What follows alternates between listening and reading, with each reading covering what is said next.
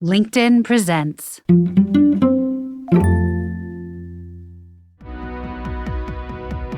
How old were you, really, when you learned how to describe your feelings and your emotions?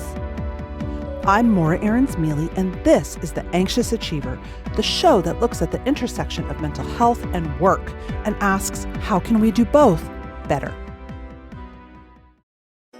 Hey, I'm Michael Kovnat, host of The Next Big Idea Daily. The show is a masterclass in better living from some of the smartest writers around. Every morning, Monday through Friday, we'll serve up a quick 10-minute lesson on how to strengthen your relationships, supercharge your creativity, boost your productivity, and more. Follow The Next Big Idea Daily wherever you get your podcasts. Searching for the perfect place to grow your company? Whatever you're looking for, you can expect it, and so much more in Ohio. Partner with Jobs Ohio, and we'll connect you to the best sites, earlier funding, and top industry talent. Get started today at jobsohio.com.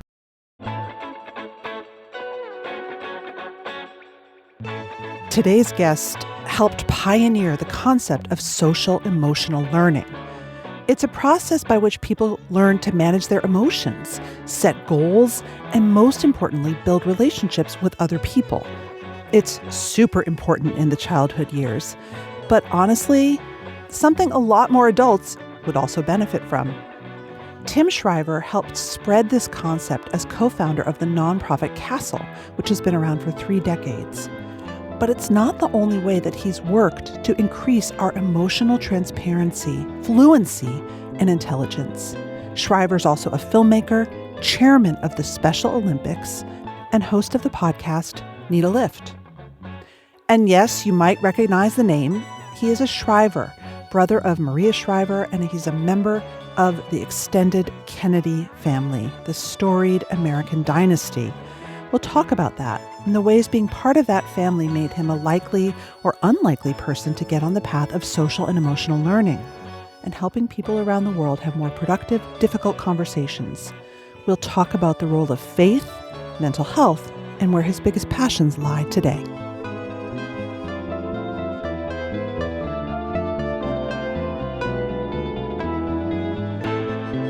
As you know, a huge part of being able to deal with mental health issues or neurodivergence or any of the many kind of brain challenges we face is being able to talk about them, which is hard for us. Was that always something that came easy for you, or has it also for you been sort of a skill or a battle to learn?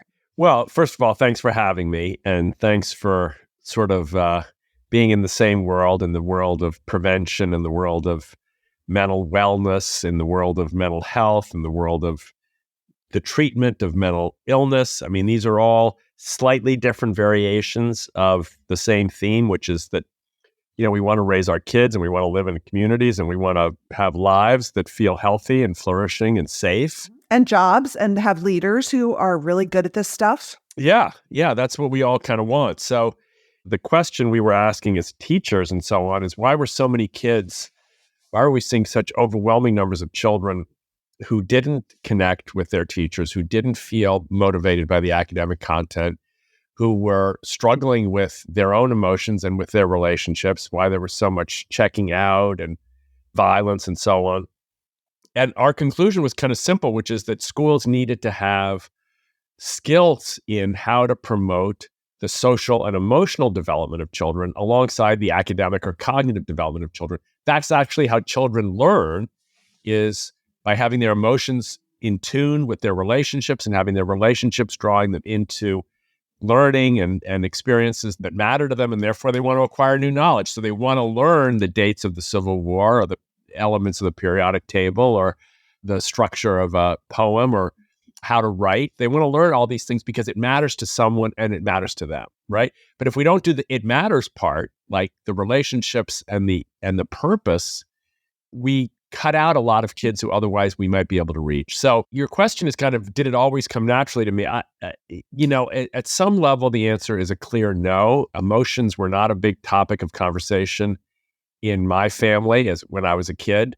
In other ways, yes, we circled these questions.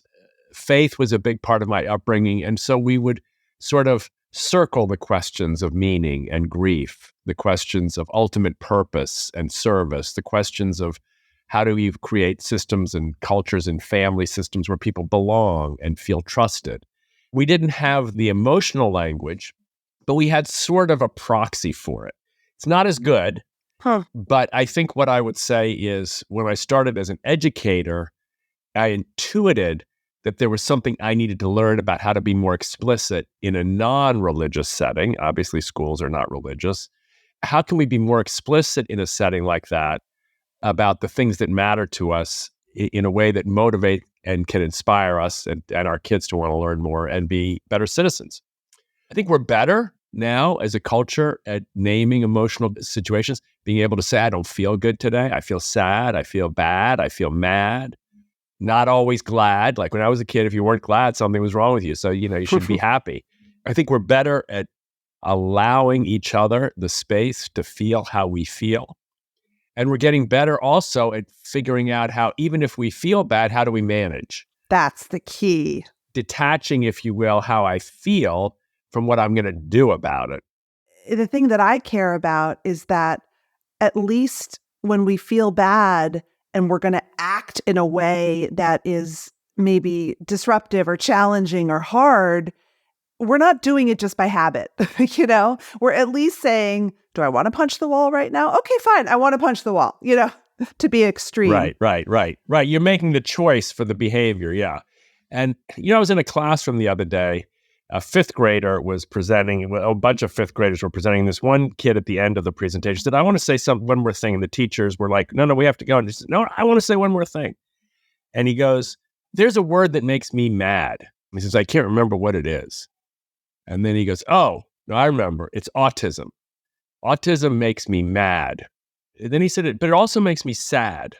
He said, it's okay. I know it's okay to be mad and sad. He says, it's not okay to throw a chair. When I'm mad and sad, he says, I want a hug. And then he stopped. Now, the reason I mentioned this story is because it was, to me, genius. He's got a feeling. He can't quite remember where it comes from. That's common for all of us. Like, I don't know why I don't feel well today. I'm not kind of sure why I'm a little grumpy with my sister or my wife or my husband. Like, why do I not want to go to work? There's something like, yes, I don't know. So he couldn't, then he remembered the trigger, the word. Then he was allowing himself to hold two competing emotions, mad and sad, not the same at all. But he says, I feel both of these. Sometimes they're even in tension with each other, right? But he was okay with it. Then he shifted to exactly what you said, which is what's the right strategy for responding to mad and sad? And there's a range. So clearly, I'm guessing at one point or another, he threw a chair, right? So he knows the choice to throw a chair is, but he now also has this genius for knowing what will help him through mad and sad, which is, in his case, a hug. Now, if we're teaching kids to be that brilliant in fifth grade, I'm like, hello, that kid should be teaching Congress how to manage. That kid should be teaching CEOs how to manage. But that kid has got great teachers and obviously a great family and a support system. And in most cases, he'll learn, I hope, as much as he possibly can in terms of schoolwork, but he'll also graduate from middle school or high school, whenever it is, with the kind of life skills that will equip him really, really well to go into the workplace, I think, and be very successful. As an autism mom, that story makes me cry. It's powerful and it's beautiful and so, oh God, so important. I think there's also a sense that a lot of us don't want to talk about hard feelings that we're experiencing because we don't want to be a burden to other people. Yes, I think that's true. Like, I don't want to foist you hear this a lot when people are physically ill. Like I had a bad, the doctor tells me I have some terrible problem, but don't worry about it. I'm going to be okay. Let's just go out for dinner. Let's go out to the movies or whatever it is we're going to do. I think some of that is a healthy regard for where and who are the right places to share. But wait a second, I really am sad that I've got this medical problem. I'm really struggling. Like, is that something you do with your best friend, with your spouse, with your parent, with your therapist, with your pastor, with your life coach? Or is it something you do, other people might, watch a ball game or something? There's all kinds of strategies for that. So I think that sort of the discomfort with bringing other people down is sometimes misplaced. Sometimes we just need to say, I don't feel good today. And a lot of times, what shocks people is how other people are like, thank you for saying that. Me neither. Right. Or thank you for saying that. I felt that way last week, but I was scared to tell anybody I felt that way. So sometimes it's a misplaced fear that negative feelings will bring other people down. Frequently, it's the opposite. They actually liberate people to be honest about themselves. But sometimes there's a caution there that you want to respect the idea that there are limits and boundaries that you want to use when expressing your deepest feelings, and particularly those that are most painful. And sometimes choosing where to share them carries a little bit of wisdom too, I think. The vulnerability has to be boundaried. Yeah. Where and how old were you when you learned how to say the words around what you were feeling, anxiety? You said you always sort of had a shorthand for it in your family through faith and service, but when did you bridge that connection? Because you say the words. Well, I was probably about 24 or 5 years old. I was teaching, and a colleague, a person who later became one of my best friends and collaborators in life, Roger Weisberg, had just developed a social problem-solving curriculum for sixth graders. And he was pitching it to the school system. And I was amongst the small number of teachers, maybe 8 or 10 of us, who were listening to him to decide whether we wanted to use this curriculum. And the problem-solving curriculum was a stoplight. And the red light in the stoplight is if you have a problem, first step, stop, calm down, and think before you act. And the second step, which is sort of a self-regulation and a self-calming step, and you can learn all kinds of strategies around that step. The second step is say the problem and how you feel. And I can remember thinking to myself, say how you feel. What do you mean by that? And then he laid out all these lessons that ways you could instruct people on how to say how you feel. One of them was to create a feelings dictionary. So I was watching him, and he'd done this in classes, and you put up in those days, we'd put up a white sheet, and you'd say to the kids, name feelings, any feeling, just name. And almost invariably, all you get is mad, bad, sad, glad. Right. You get 4 feelings. That's pretty much all people have as a reservoir of language for feelings. And then you challenge kids and help them find more words. And as I watched the rest of the words emerging, including uncomfortable language, distrustful, frustrated, angry, furious, hostile, wounded, I was like, wow, everybody here is kind of okay with saying these words.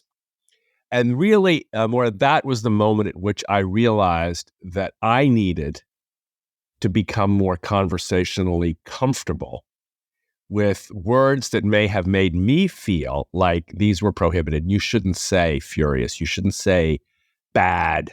If you're mad, you should go to your room and come back out happy. I mean, I can remember I had a person who says, you got out of bed on the wrong side of the bed. Go back upstairs and get out on the other side of the bed. Did you ever have that? My dad used to say that to me. You clearly are grumpy today. Go back upstairs. And I can remember I must have been 5. And I would go back upstairs, and I'd get back in bed, and I'd get out on the other side. And there was a point at which I realized, well, actually, this doesn't work. It's not helping me. It doesn't work. I wish it worked, but it doesn't work. So anyway, I was really those moments when I was actually learning from developmental psychologists and scholars of primary prevention and social competence promotion. And I was like, oh my God, there's a whole world here that I didn't know. And that's what led me to want to study developmental psychology. And then we built together a whole field around it. But we didn't call it psychology because it's not mental health, it's not treatment. It's social and emotional learning. It's a developmental skill that teachers and skills that teachers can teach and learn themselves to strengthen learning. But I do think, I did this to my kids. Of course, they hate it. like do your feelings dictionary. Have you got a new word today? It doesn't sound like you're mad. It sounds like there's something else going on. What's a new word we can come up with? Like, Dad, stop. I know. So annoying. I know. My poor children. They're like, oh, God, Mom, enough with the trying to make me emotionally agile. Yeah. I was listening to your recording with is it Father Mike Schmitz? Uh-huh. It was so incredible. And it was about the sort of healing act of confession. Yeah. And also that confession is not just confession, it's sort of reconciliation.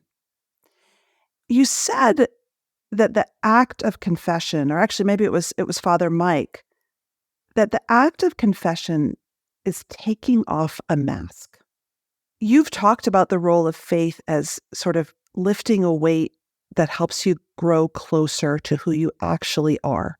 I'm Jewish. I was thinking about the Jewish Day of Atonement, Yom Kippur, which is a day we Jews aren't that big on sin, unlike Catholics. Oh, yes, you are. You just hide it better. Yeah. Yeah, okay, fine. But atonement is also at one-ment. I'll never forget a rabbi saying to me, it's a day to take stock and look ahead. And I want you to talk about the role of confession in the modern world, not just like I'm going to go on the priest and the curtain, but like, what does that role of confession of reconciliation mean?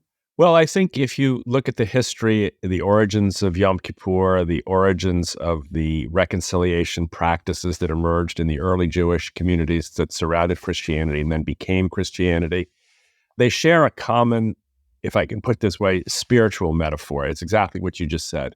There is a sense in which our defended selves don't allow us to unburden ourselves from the things that are painful to us, the mistakes we've made, the ways in which we've been arrogant and egocentric and selfish and seeking approval and dominating others and feeling superior. All these things creep into our ways of being, and they calcify almost like a cancer on top of our authentic selves, maybe is a way to put it.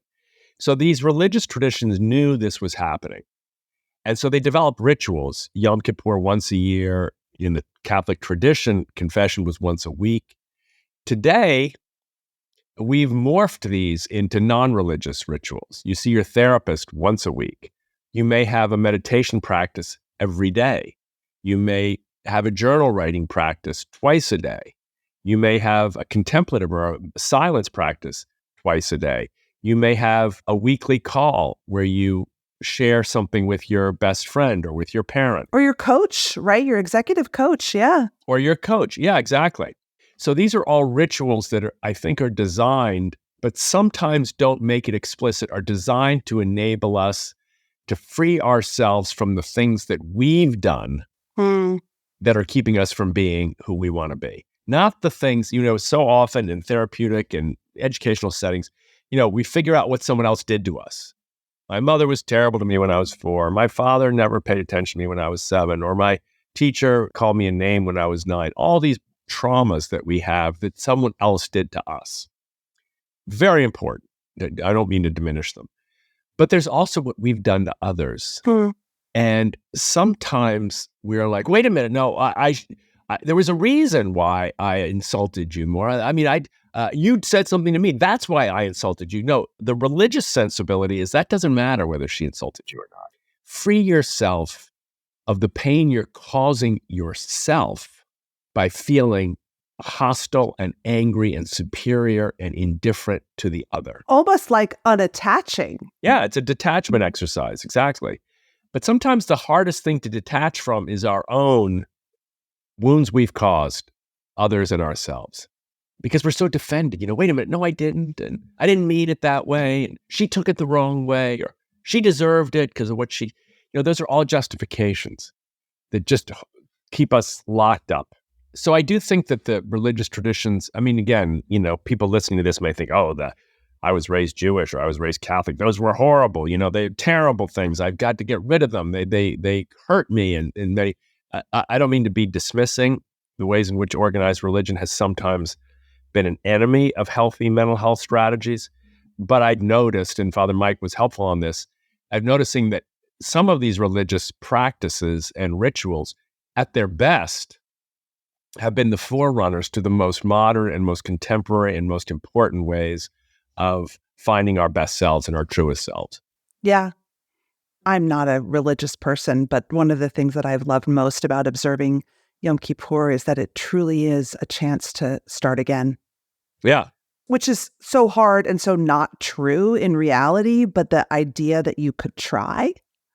So let me ask you a question to pivot to leadership. What about this principle of confession, of reconciliation, of owning your shame? Can a leader take on? Like what have you learned from your own leadership or working with leaders about how to integrate that into what you do at work? Well, I think the language of leadership actually does this also. I'm not a student of the scholarship of leadership, but I sense that the leaders, particularly maybe the second half of their leadership journeys, if you're a leader at 25, you're going to be a different leader than at 55. I suspect that people in the second half of their leadership journeys, if I can guess, are much more likely to walk into a room knowing what they don't do well. Mm-hmm. And very comfortable knowing that they need someone else to help them. You'd be surprised. Well, I'd be surprised, yes, because many people will sort of train the leadership mentality to be confident and strong and almost dominating and invulnerable and constantly ahead of everybody else. But that's a kind of a leadership by domination, if I can put it that way. Mm-hmm. I don't mean it doesn't work, but it's not a very emotionally, socially, and I dare say it's not a very intrapersonally healthy way to lead.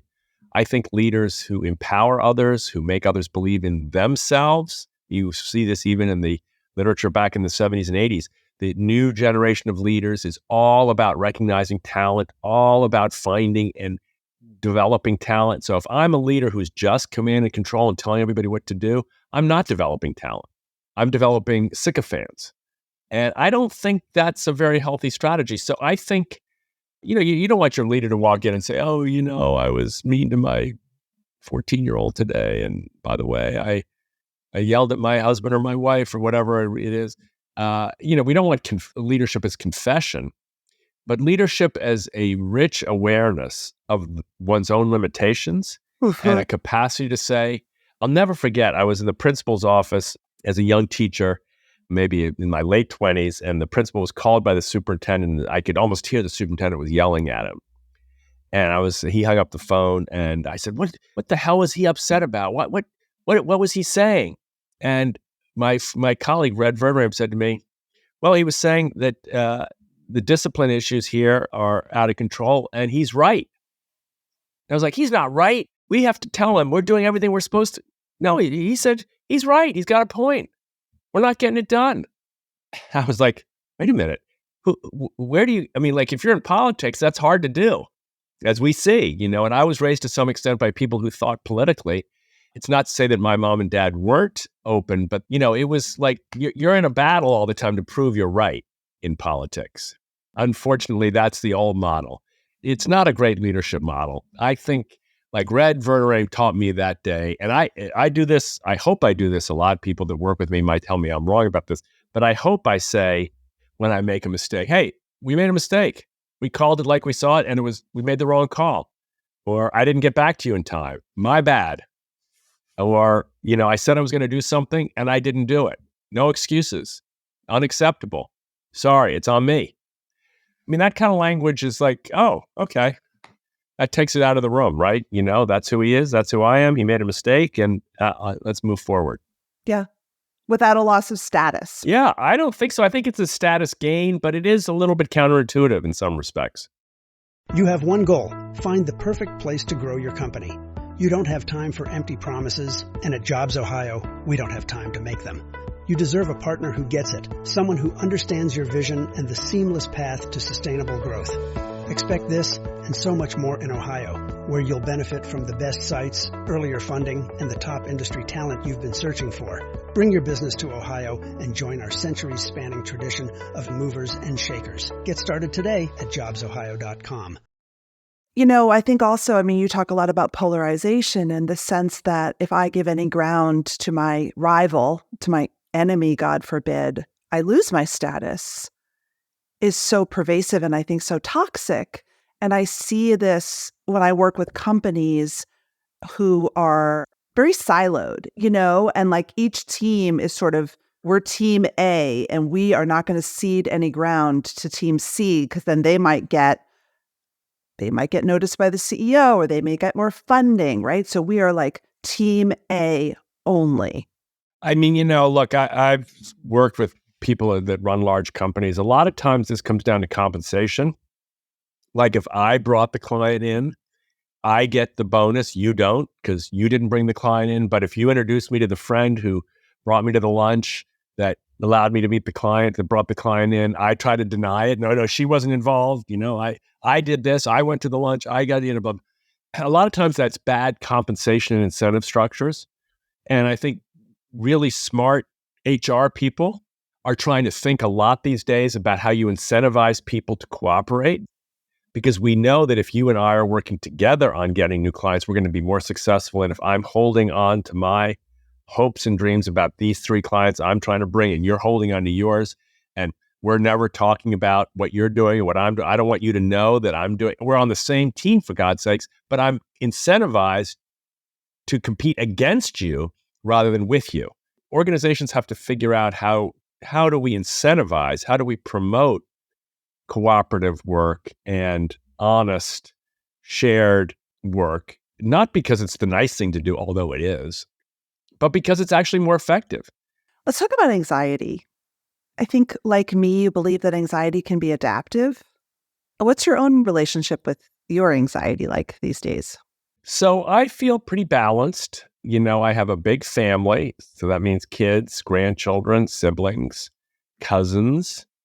They cause me some anxiety. I worry about the future. I worry about relationships that are frayed.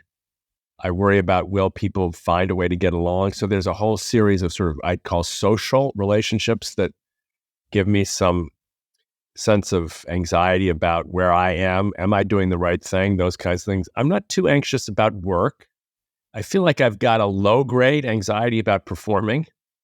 Meaning, like if I'm giving a talk or if I'm doing a presentation or if I'm working on a proposal or designing a project, I work pretty hard on it. And part of that is like a healthy version of anxiety. Like I want it to be good. And I know other people are going to look at it. So I want them to judge me positively. So, some of that's unhealthy, but some of it's healthy in many respects. My physical health, I feel like I've got to, so I could go through like a list. I think about this in many different categories. My anxiety about belonging, my anxiety about family, my anxiety about work, my anxiety about survival, financial, all that stuff. I feel like my work in schools, and in particular my work with Special Olympics athletes, has given me a foundation that is a little bit like, no matter what, I'm going to be okay. It's a little bit. It's not all that, but just enough. Why? Well, I think if you spend, as I have, 20 or 30 years watching people with intellectual disabilities give life a chance when they have every reason not to, and try again when they have every reason to give up, and stand in front of a crowd and perform in a way that many people might think is not, exceptional or cool, and yet they do it anyway. There's a certain freedom to be yourself in our community. There's a certain freedom about our athletes in that community that sort of doesn't judge you. I'd like to say there's that old slogan you see sometimes on a coffee mug, like dance like no one's watching. The Special Olympics version of that would be dance like everybody's watching and no one's judging. So if you practice dancing like 50,000 people are watching you and no one is judging you, I don't know. It's pretty liberating. It has been for me. The world may make fun of people with intellectual developmental challenges. It does. But that community of people has taught me that there's a way to live without making fun of one another. And that's been really life-changing for me. I consider it almost like a ritual. Like you say, you're not religious, but you go to Yom Kippur. I'm not an athlete, but I go to a lot of Special Olympics events. And I go, to maybe 5 or 10 dozen a year. And everyone feels like a practice. It feels almost like a meditation on freedom and safety and the release of anxiety almost. So that, when people say like there's a million different ways to manage anxiety, I agree. Calming strategies are important and therapeutic strategies are important and medication is important. But, maybe it's, for some people, it's spending Saturday morning in a high school gym watching a Special Olympics team practice basketball. And maybe you can, like that, for me, that beats pretty much everything. I think a lot of what holds us back is, it's funny, psychologist Ellen Hendrickson would call it the fear of the reveal. Like, if I'm myself, you're going to see me for who I really am. Yeah. And you're not going to like it. You're not going to think I'm worthy. Yeah. And I think that's what you're talking about. There's no fear of the reveal. There's no fear of the reveal. The reveal's been done, honestly.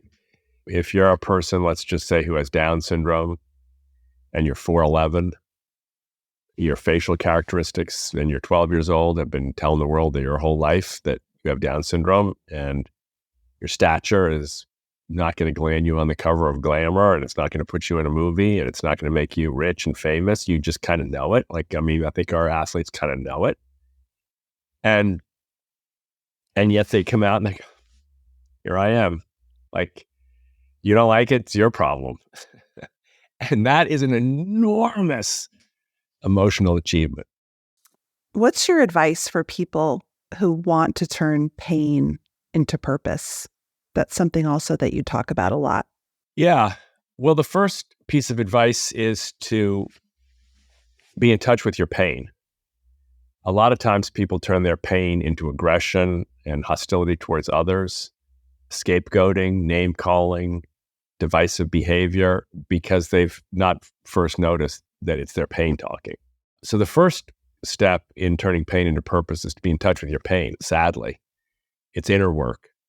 And the second part of that is to figure out, as you were saying earlier, what's my strategy for actually healing this pain? Because me screaming at someone who is, let's say, my next door neighbor because she's done something that irritates me, when really what I'm upset about is that I lost a member of my family last week. And I'm just grieving and angry and frustrated and sad about it and worried about the future and don't know what's going to happen. So I yell at my neighbor because she left her, I don't know, grass uncut or her garbage out or she played her music too loud, whatever it is. The first thing that's going on is I don't know that it's my pain talking. I think it's her misbehavior talking. So the first thing I got to figure out, oh, wait a second. Actually, what's going on for me right now is I'm worried about like what's going to happen now that I've had this loss in my family. Will everybody be okay again? Now, how do I turn that into purpose? Oh my God, there's so many ways, right? With that one in particular, grief is such a powerful, first of all, I can share my grief with you. And immediately our relationship is transformed. I mean, you can't help it. It's the human experience. We grieve all the time. We grieve the loss of the day. We grieve the fact that, summer's over. I mean, little tiny griefs that just go unnoticed. We just move through them, but they're there. If I said that to you, I'm so sad, summer's over, you would say, me too. I used to feel that way so much when I was 12. And you'll tell me a story about being with your parent or your cousin when the summer would end and you'd wonder whether next summer was going to be as much fun as last summer or whatever. All of a sudden now we have a shared sense of connection. That's purpose. Like I'm healing, I'm opening, I'm channeling, I'm connecting with another human being. That's the creation of purpose. Now, maybe I go from there with my grief to what can I do for my cousins who've lost their mom? Maybe I'll write a few letters. This is true for you right now. Yeah, I'm talking real time. Nobody writes letters anymore. I'm thinking, I don't need to write a letter. That's not necessary. But maybe there's something for me in managing and healing and transforming my grief into a deeper connection with them that allows me to write 3 letters tonight.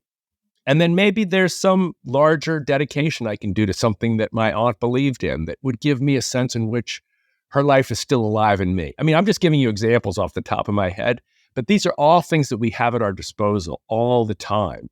Once we see the pain and once we believe or commit ourselves to finding ways to allow that pain to yield some new purpose, some new strength, and some new sense of connection. Do you think that you're talking, I would assume, about your aunt Yeah, I mean, I just happen to use this because I have an aunt who lived a beautiful and full life, died at 96, 2 weeks ago, I guess. And it's easy for grief to get hidden by, oh, I'm not sad. Oh, everything's fine. Oh, she's in heaven. And oh, she had a long life. And it was not, I don't care about all that. I'm still sad, right? So knowing that is just liberating. Pain into purpose. I guess if I were putting a screen on your phone, name your pain, trust that you can handle it. It's positive self-talk. Channel it in a way that not only heals you, but heals others. I think you're missing a step, though. Okay, go ahead. Tell which one. And I often hear you using the language of Alcoholics Anonymous, so this will be relevant to you, which is that you have to feel it. And name it and feel it. I think you're right. Feel it. Yes, I think that's right. I fully accept the modification. Okay. Amendment accepted. No, I think that's great. And hard. Yeah. It's hard. The only thing harder is the alternative. Which is? Getting trapped by not naming it, by not feeling it, and by projecting it onto others. That's a sure recipe for disaster. It is hard to feel it. It is hard to name it. It is hard to believe you can transform it. It is hard to channel it into something that will make life better.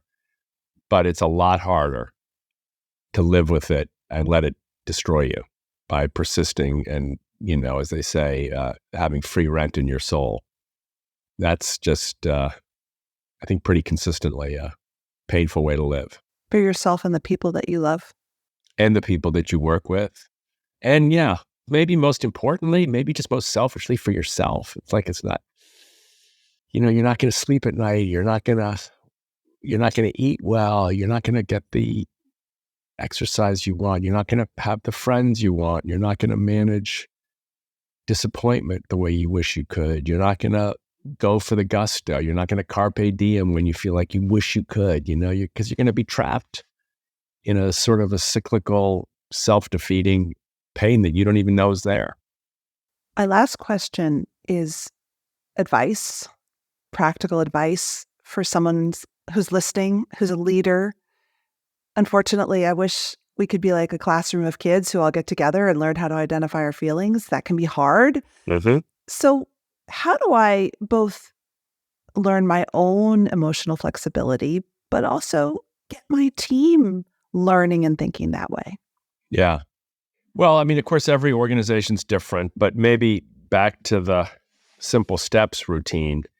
I think building teamwork around a shared sense of dignity is really important. We have this tool we call the Dignity Index, and we're training lots of workplace teams on how to use it so that people can learn how to express themselves to others when there are differences, but they can learn how to do it with dignity without creating a culture of contempt and dehumanization. So I think team building around one single value, which is everybody deserves dignity and everybody can expect it from this team, I think is really important. It's almost a religious message. It's not religious, but it almost sounds religious. Wait a minute, everybody has dignity? Yeah. You can't take it away? No. You were given it at birth by who? Well, whatever.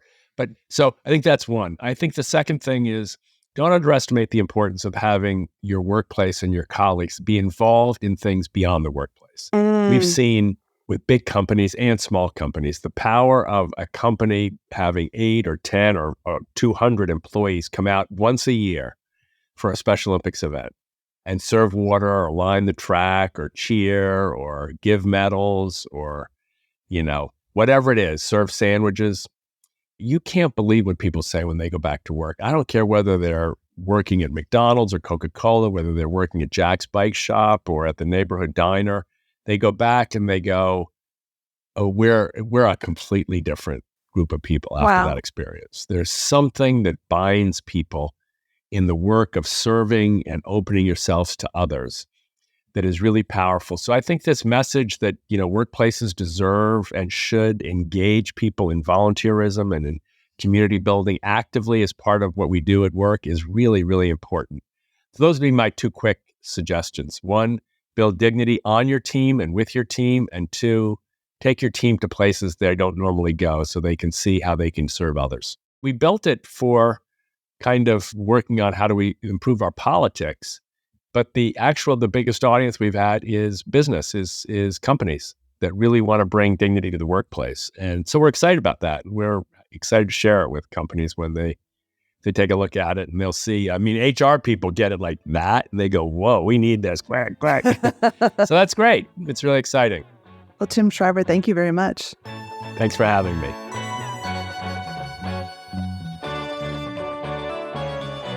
That's it for today's show. Our show is produced and edited by Mary Dew. Our assistant producer and sound engineer is Nick Krinko. Many thanks to the LinkedIn Presents family, to all of our guests for sharing their stories, and to our advertisers who bring you the show. If you love The Anxious Achiever, tell your friends. Subscribe, leave a review, follow us. You can also tweet me at Morra AM or find me on LinkedIn, where you can follow me, message me, or subscribe to my newsletter for more from the Anxious Achiever world. Thanks for listening.